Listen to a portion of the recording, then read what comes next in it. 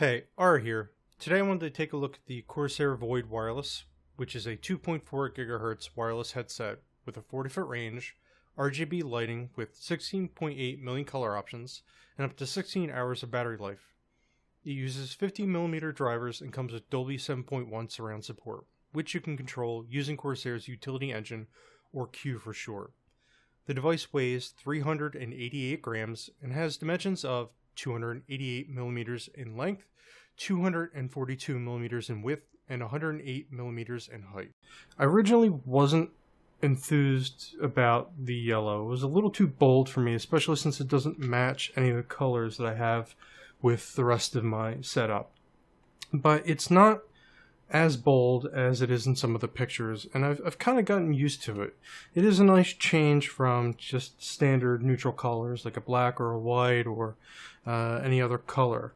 The RGB lighting is nice because you can kind of change the color to suit your needs for your other peripherals if you have other RGB devices. Because this is an RGB headset, you are able to change the color any way you like. And the feel with the padding is very good. It's a microfiber cloth, and it's very nice and responsive to conform around your head. There's padding in the banding and on the ear cup, and the band itself is adjustable to fit your head. The only problem with the microfiber cloth is that it allows sound to bleed in and out of the headset. Other people in the room will definitely be able to hear that you are playing something. They might not necessarily be able to hear what you're doing exactly. And you'll definitely be able to hear other people making sound in the room. If someone's having a conversation or playing something of their own that's not, it's on a speaker instead of a headset, you'll definitely know something's going on. That's my only little complaint about the ear pads. I would have enjoyed if they had given you another set of pads that maybe weren't quite so airy, that isolated sound a little better. But if you don't mind that, it's not that big of a deal.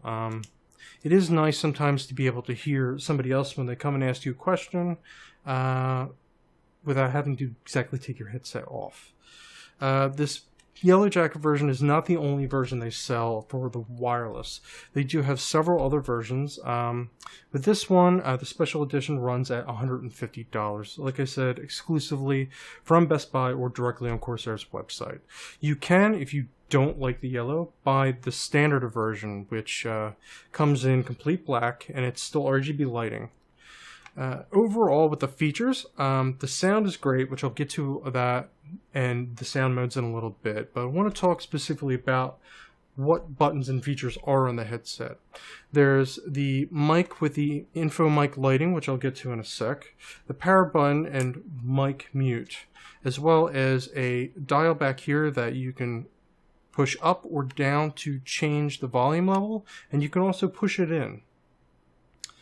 When you push it in once, it'll cycle through the 5 preset audio modes that are on the device, which are Pure Direct, Bass Boost, FPS Competition, Clear Chat, and Movie Theater. Now, I spent most of my time in Pure Direct for a lot of the audio that I listened to, and only specifically switched to the FPS Competition for a lot of the first-person shooters that I did try to get into while using this headset. And I have to say, that made a big deal for me, which I'll get to in a second again.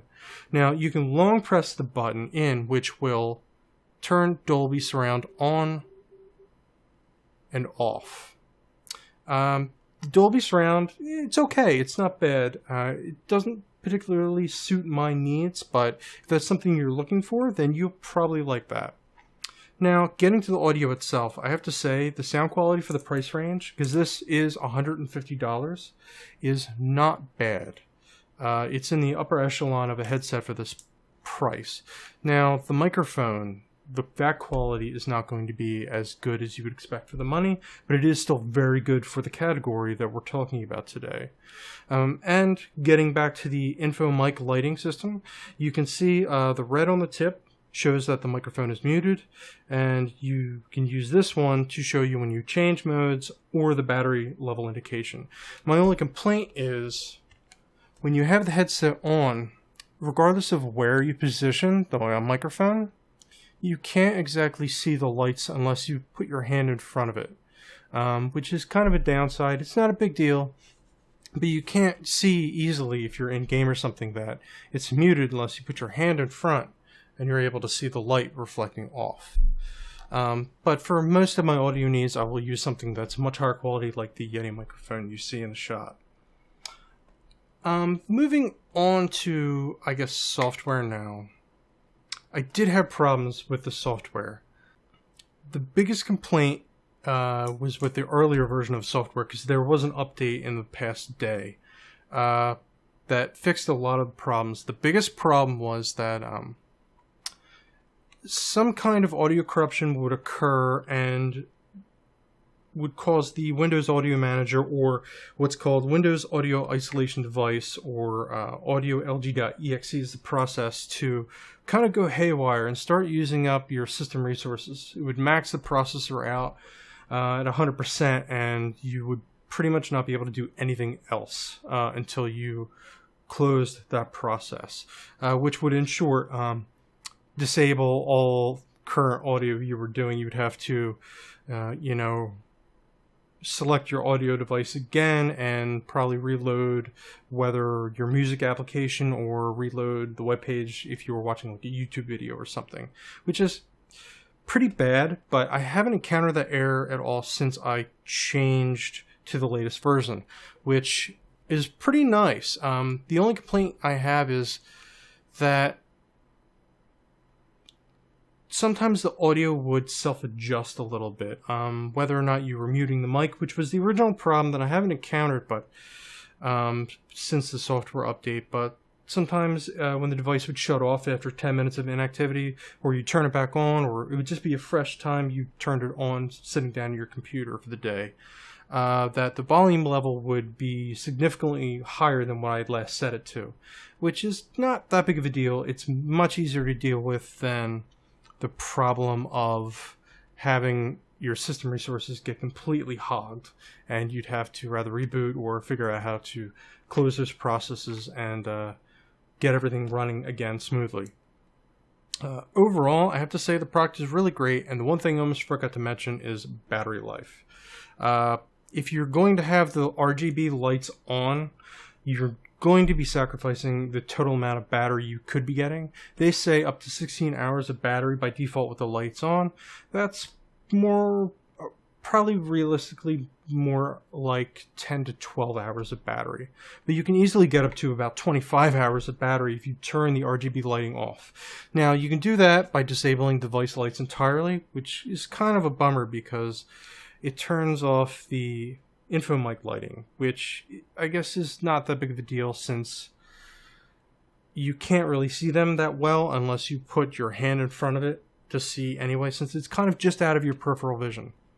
The battery life is really good when you turn off the lighting entirely, and they're saying that this device is capable of several hundred charges, so you shouldn't have to worry about the longevity of your product.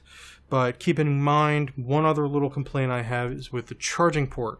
They give you two nice USB cables, one that's attached to the dock for the USB receiver, and one to charge the device with, which is the standard length for a USB cable. My complaint with it is that the USB connection here is extremely tight. You'll definitely hear audible crunch noises when I plug it in and pull it out. It's extremely tight, and that does give me a little bit of concern about the actual port connection wearing out before the battery would, because you probably are going to be charging this a lot if you're keeping the lights on and only getting a 10 to 12 hour lifespan of the device every day, and you're probably charging twice within a 24-hour period, or once a day, which is still kind of heavy use, but no different than a cell phone in most cases. I still just worry about the constant plugging and unplugging of the device being a problem in the future. With that said, overall, it's a really great. If I didn't have a few complaints that are maybe subjective to me. You don't have a problem with some audio bleed, and you're okay with the microfiber and the info mic light not really being visible. This is definitely a sweet product to own if you're okay with the price. Like I said, they have several versions, the special edition being $150, the regular black version being $130, and then USB models and stereo models, which are cheaper still. The range is great, which is 40 feet, and I hold them to that. I was able to walk clear across to the kitchen in the other room, which is getting within the 40-foot range, and it's a great product. I don't know if some of the complaints I had are for me, and be aware that you might still experience some of the problems that I had. You are kind of being an early adopter if you're interested in having a wireless headset, which is still kind of a luxury to me, but it is a nice feature to have. Instead of not getting caught and tangled up into a cable all the time, you're able to leave the headset on, get up, get a drink, still play your music, or have a conversation if you're using the microphone on the device. It's a great product. Not quite sure if it's entirely for me, but I wanted to give a nice review of the product so that way people knew what they were getting into. And like I said, with the latest version of software, definitely make sure you're downloading the latest version. The easiest way to get to it is to go to corsair.com/downloads. It'll take you directly to a page with a drop-down menu where you can choose the device that you're getting the software for, whether it's the headset or the mouse, which both use the same piece of software, which they call Q. I'll probably have another video that goes more into depth on the software, but it's not the easiest piece of software to kind of familiarize yourself with, but it's not too difficult overall. It comes with 5 preset modes for the headset itself, and you can customize the lights if you choose to keep them on from there. So this has been the review of the Corsair Void RGB wireless headset, and I hope you enjoyed. Please feel free to give a thumbs up or not if you like my video, and subscribe if you want to see more videos in the future.